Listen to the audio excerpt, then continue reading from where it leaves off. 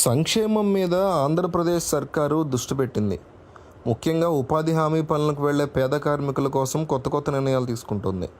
కార్మికులు ప్రమాదాల్లో చనిపోతుండడంతో వారి కుటుంబాలు ఆర్థిక సమస్యలు ఎదుర్కొంటున్నాయి. ఈ సమస్యల నుంచి గట్టెక్కించేందుకు ఉపాధి హామీ కార్మికులకి బీమా పథకం వర్తింపు చేయాలని నిర్ణయించింది కూటమి సర్కార్. దాంతో చకచక అడుగులు వేస్తున్నారు. ఆంధ్రప్రదేశ్లో ఉపాధి హామీ కూలీలకి అనేక ఇబ్బందులు పడుతున్నారు. కేవలం ఉపాధిని మాత్రమే నమ్ముకోవడంతో ఇబ్బందులు పడుతున్నారు. ప్రమాదవశాత్తు మరణించిన వికలాంగులైన పరిహారం పెంచుతూ నిర్ణయం తీసుకుంది ప్రభుత్వం. గతంలో కార్మికులున్న 50,000 పరిహారాన్ని 2 లక్షలకు పెంచింది. తల్లిదండ్రులకి పరిహారం పెంచింది. ఈ మేరకు పంచాయతీరాజ్ గ్రామీణాభివృద్ధి శాఖ ఆదేశాలు జారీ చేసింది. ఉపాధి కార్మికులే బీమా పథకాలు అమలు చేసినా కొద్దిమంది మాత్రం ఉపయోగించుకునేవారు. ఇప్పుడు అందరికీ బీమా వర్తింపు చేయాలన్నది ప్రభుత్వం యొక్క ఆలోచన. దీనికోసం కార్మికులు బ్యాంకు లేదా పోస్ట్ ఆఫీసులో ఖాతా తెరిచి ఆధార్ కార్డుని అనుసంధానం చేసుకోవాలి. బీమా పథకం ఉంటే దురదృష్టవశాత్తు మరణించిన, అనుకోకుండా ప్రమాద బారిన పడి అంగవైకల్యం సంభవించిన ఆర్థిక సాయం కార్మికులకి కుటుంబం అందుతుంది. ప్రధానమంత్రి సురక్ష బీమా యోజన PMSBY, ప్రధానమంత్రి జీవన జ్యోతి బీమా యోజన PMBJY పథకాలను అమలు చేస్తోంది. సురక్ష బీమా యోజన, రాష్ట్రీయ స్వాస్థ్య బీమా యోజన స్కీమ్ల ద్వారా ప్రతి కార్మికుడికి లబ్ధి చేకూరుతుంది. సురక్ష బీమా స్కీమ్ కింద 18 నుంచి 70 సంవత్సరాల మధ్య వయసున్న వారు అర్హులు. ఏడాదికి 20 రూపాయలు ప్రీమియం చెల్లిస్తే చాలు. అనుకోకుండా ప్రమాదవశాత్తు మరణించిన, శాశ్వత వైకల్యం సంభవిస్తే 2 లక్షల పరిహారం అందజేస్తుంది ప్రభుత్వం. పాక్షిక వైకల్యానికి 1,00,000 రూపాయలు చెల్లిస్తారు. జీవన జ్యోతి బీమా యోజన విషయానికి వస్తే 10 నుంచి 50 సంవత్సరాల మధ్య వయసు వారికి మాత్రమే.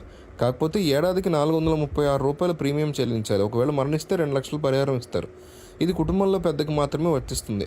ఒకవేళ కుటుంబ పెద్ద చనిపోతే 2 పథకాల ద్వారా కలిపి 4 లక్షల వరకు పొందే ఛాన్స్ ఉంది. రాష్ట్రీయ శ్వాస బీమా యోజన, ఇది కూడా కేంద్ర ప్రభుత్వ పథకం. దీనివల్ల పేద కుటుంబాలకు ఆరోగ్య బీమా వస్తుంది. ఈ పథకం ద్వారా కుటుంబానికి ఏడాదికి 30,000 రూపాయల వరకు ఆసుపత్రిలో చికిత్స కోసం ఖర్చు చేస్తారు. రిజిస్ట్రేషన్ ప్రక్రియను వేగవంతం చేయాలని డిప్యూటీ సీఎం ఆదేశించారు. దరఖాస్తును సేకరించడానికి, రిజిస్ట్రేషన్ సులభతరం చేయడానికి జిల్లా స్థాయి బృందాలు, ఫీల్డ్ అసిస్టెంట్లు ఈ పనిలో నిమగ్నమై స్ట్రాంగ్గా ముందుకెళ్తున్నారు. ఆంధ్రప్రదేశ్ ప్రభుత్వం రాష్ట్ర ప్రజలకు మరో శుభవార్త చెప్పింది. ఎంతో కాలంగా ప్రతిపాదనలో ఉన్న సన్నబియ్యం పంపిణీ పథకం ఇప్పుడు కార్యరూపం దాలుస్తోంది. సన్నబియ్యాన్ని జనానికి అందించేందుకు ప్రభుత్వం అన్ని ఏర్పాట్లు పూర్తి చేసింది. వచ్చే జూన్ 12వ తేదీన ఈ పథకం రాష్ట్ర వ్యాప్తంగా మొదలుపెట్టబోతున్నారు. ఈ పథకం ప్రారంభ దశలో రాష్ట్రంలో 41,000 ప్రభుత్వ పాఠశాలలు, 4,000 సంక్షేమ వసతి గృహాలకి సన్నబియ్యం పంపిణీ చేస్తారు. మిడ్ డే మీల్ మధ్యాహ్న భోజన పథకంలో భాగంగా పిల్లలకి నాణ్యమైన బియ్యం అందించేందుకు నిర్ణయం తీసుకున్నారు. మంచి పోషక విలువలతో ఉండే బియ్యం పిల్లల ఆరోగ్యాన్ని మెరుగుపరిచే అవకాశం ఉంది. ప్రభుత్వ ప్రణాళికల ప్రకారం పాఠశాలలు, హాస్టళ్ల తర్వాత రాష్ట్రంలో రేషన్ కార్డుదారులకి సన్నబియ్యం అందుబాటులోకి తీసుకురానున్నారు.